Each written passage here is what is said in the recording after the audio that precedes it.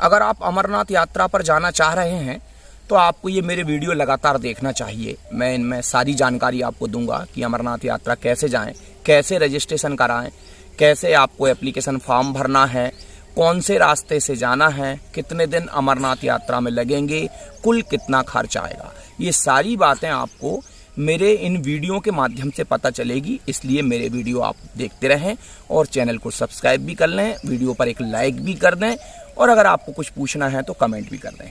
तो चलिए साथियों, आज का वीडियो शुरू करते हैं।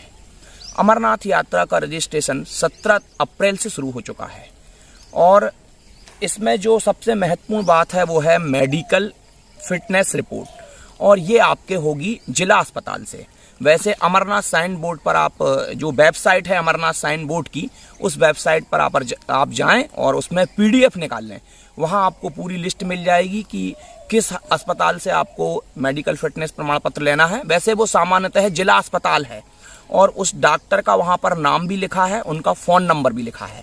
तो आप उसी डॉक्टर के पास सीधे चले जाएं, उस फ़ोन नंबर पर बात कर लें और उनसे मिल लें। तो इसमें आप फ़ायदे में रहेंगे और आपको पूरा मेडिकल फिटनेस प्रमाण पत्र करवाना है, नहीं करवाना है, कितना करवाना है, वो डॉक्टर से मिलने के बाद आपको बहुत कम समय लगेगा। महत्वपूर्ण बिंदु इस यात्रा के आपको ध्यान रखना है, उसमें सबसे पहला बिंदु जो रहेगा वो 1 जुलाई से 31 अगस्त तक ये यात्रा चलेगी। यानी इस बार 62 दिन यात्रा चलने वाली है और आपको मेडिकल फिटनेस प्रमाण पत्र बनवाना है। इसके लिए आपको जिला अस्पताल जाना है और अमरनाथ साइन बोर्ड की वेबसाइट पर जाकर आप PDF निकाल लें। वहां पर किस अस्पताल से आपको मेडिकल फिटनेस प्रमाण पत्र बनवाना है और किस डॉक्टर से मिलना है, उसका फ़ोन नंबर भी दिया है। आप घर से ही फ़ोन नंबर पर उस पर बात कर लें। एक बात तो ये महत्वपूर्ण हो गई। दूसरी बात यह है कि आपको एप्लीकेशन फॉर्म भरते समय इस बात का जिक्र करना है कि आपको किस रास्ते से जाना है। तो अमरनाथ जाने के 2 रास्ते हैं। एक रास्ता है बालटाल का रास्ता, जो कि थोड़ा कठिन है और उसमें बहुत खड़ी चढ़ाई है।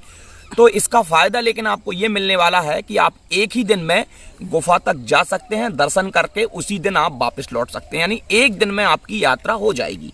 लेकिन इसमें बहुत खड़ी चढ़ाई है और पहाड़ फिसलते रहते हैं, पानी गिर जाता है तो बहुत दिक्कत होती है। और दूसरा जो रास्ता है वो है पहलगाम का रास्ता, जिसमें आपको लगभग 3 दिन लगते हैं और आप लौट के बालटाल के रास्ते आ जाएं तो आपके लिए सबसे सही रास्ता रहेगा पहलगाम का। आपको पहलगाम पहुंचना है और पहलगाम से चंदनबाड़ी तक तो टैक्सी जाती है, लगभग 16 किलोमीटर का रास्ता रहेगा। उसके बाद आपको 32 किलोमीटर पैदल चलना है और ये रास्ता कम कठिन है और इसमें ये वही रास्ता है जिस रास्ते से भगवान शंकर गए थे। इसमें चंदनबाड़ी जहां भगवान शंकर ने अपने माथे का चंदन छोड़ दिया था, शेषनाग जहां शेषनाग छोड़ दिया था, पंचतरणी जहां पंच तत्वों को और माँ गंगा को छोड़ दिया था। तो ये रास्ता परंपरागत रास्ता है और इसी रास्ते से भगवान शंकर गए थे। और अगर आप हेलीकॉप्टर के माध्यम से जाना चाहें तो श्रीनगर से पंचतरणी तक हेलीकॉप्टर जाता है और पंचतरणी से आपको 6 किलोमीटर पैदल चलना पड़ेगा। तो मुझे लगता है कि आप चंदनबाड़ी वाला रास्ता चुनें और बालटाल के रास्ते वापस लौटें तो लगभग 3 दिन में आपकी यात्रा हो जाएगी। केवल मेडिकल फिटनेस प्रमाण पत्र बनवा लें और डॉक्टर से बात कर लें। और आपको पंजाब नेशनल बैंक जाना है। अब आप किस जगह पर रहते हैं उसके लिए भी आप अमरनाथ साइन बोर्ड की वेबसाइट पर जाएं और वहां बैंकों की लिस्ट दी है। तो आपको बैंक से अपना रजिस्ट्रेशन करवाना है और उस रजिस्ट्रेशन में आपको मेडिकल फिटनेस प्रमाण पत्र लगेगा और जिस व्यक्ति को वहां जाना है उसका थंब लगेगा और आधार कार्ड आपको जरूर लेकर जाना है। अब तो और 4 फोटो आपको लगेंगी। फिलहाल में आप 2 फोटो से काम चल जाएगा आपका, क्योंकि एक एप्लीकेशन में लगेगी और एक मेडिकल फिटनेस प्रमाण पत्र में लगेगी। लेकिन 4 या 5 फोटो आप साथ रख के ले जाएं, आधार कार्ड साथ में लेके चले जाएं और फोटो चिपका लें, ऊपर की डिटेल उसमें भर लें, उसमें आधार कार्ड, अपनी उम्र वगैरह, पता वगैरह की डिटेल भरेगी, नीचे साइन कर दें। बस आप डॉक्टर को मेडिकल फिटनेस प्रमाण पत्र लगाना है और वो फिर वहीं साइन बोर्ड पर आप जाएं, वहां पर आपको पूरे जो बैंकों की लिस्ट मिल जाएगी। आप जिस क्षेत्र से आते हैं, जिस जिले से आते हैं, कि आपको किस बैंक में जाना है। वैसे ये सामान्यतः पंजाब नेशनल बैंक है।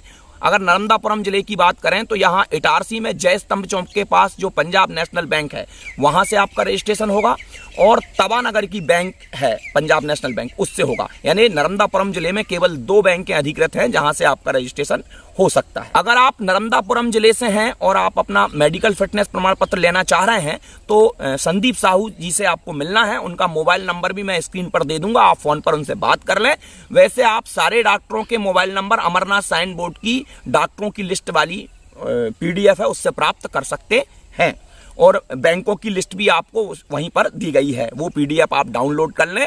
प्रमाण पत्र डाउनलोड कर लें, उन प्रमाण पत्रों की बेसिक जानकारी आप घर से ही भर लें, फोटो चिपका लें।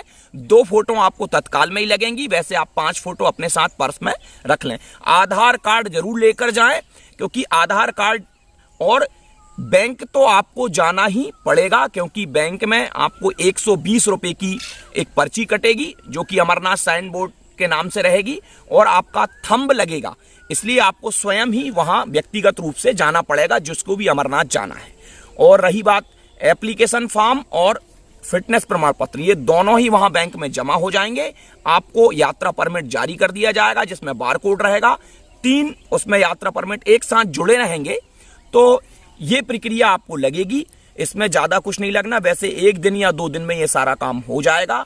अगर आप ऑनलाइन रजिस्ट्रेशन कराना चाहते हैं तो आपको 240 रुपए लगेंगे। ऑनलाइन आप कहीं से भी करा सकते हैं, लेकिन ऑनलाइन और ऑफलाइन में यह है कि ऑनलाइन में आपको, जैसे अभी 11 जुलाई के बाद आपको अमरनाथ यात्रा का रजिस्ट्रेशन नहीं हो पाएगा, उसके बाद ही के मिलेगी, और ऑफलाइन में आपको 5 जुलाई के बाद की 5-6 वैसे तो आज की डेट में 6 जुलाई के बाद का रजिस्ट्रेशन आपका होगा। तो ऑनलाइन और ऑफलाइन में ये फायदा है कि ऑफलाइन में आपको पहले की डेट मिल जाएगी और ऑनलाइन में आपको बाद की डेट मिलेगी। आप ऑनलाइन रजिस्ट्रेशन कराएंगे तो आपको 240 रुपए की राशि लगेगी।